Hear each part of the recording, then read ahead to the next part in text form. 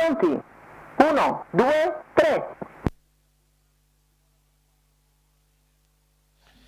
Buona la prima, Go One Laumar ha girato più veloce di tutti e si trova subito in prima posizione. Dietro numero di lui si mette 3, Jalappas. Good Day di Poggio, squalificato. Viene squalificato Good Day di Poggio e la situazione si andrà adesso a definire. Sono rimasti 7 cavalli in pista, anche perché ne mancava uno, il numero 5 De Genievre, via ritirato prima della corsa. Quindi Go One Laumar conduce 16-2 per i primi 200 metri, dietro di lui abbiamo Jalappas Fi, Giuseppe De Filippis e poi abbiamo George dei Greppi, dietro George dei Greppi Giacinto Pax e numero poi 1 Garin che ha Lubi, recuperato squalificato. velocemente la penalità. Chiude il gruppo Glamour Run, mentre viene squalificato anche Garin Lubi. 31-6 per i primi 400 metri. Maurizio Cheli è davanti con Go One Laumar, sono tutti in fila indiana, nessuno si muove, ma la notizia è che Gran Suore Bigi comunque ha già raggiunto il plotone dei cavalli non penalizzati e quindi la corsa diventerà una corsa più breve per lei da gestire al meglio.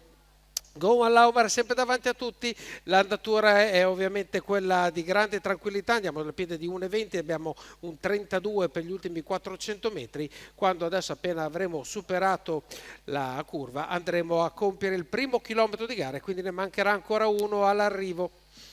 Sempre davanti a tutti Go One Laumar che ha girato molto svelto, si chiude il chilometro in 1,23 la media, quindi assolutamente a passo di caccia e adesso incomincia a muovere George dei Greppi che è uno dei cavalli più attesi a livello di gioco, che incomincia a muovere un po' la situazione. Viene parato da Jalappas Fi che lo manda in terza ruota e questo complica ovviamente la sua azione, ma Jalappas Fi ovviamente deve giocarsi le sue chance. Si infila all'interno il 7 di Glamour Run che da questa situazione trova un vantaggio indiretto. Superiamo la curva e adesso Go One Laumar aumenta il numero di giri del motore per cercare di fare pesare alla sua destra l'avventura di Jalappas Fi e di tutti quelli che stanno arrivando, tra cui Giacinto Pax e poi abbiamo anche pian pianino si muove anche Gran Suore Bigi che però è impedita nella sua azione da George dei Greppi che non sta progredendo, quindi a questo punto è Jalappas Fi che prova a dare la bordata a Go One Laumar che prova a difendersi quando siamo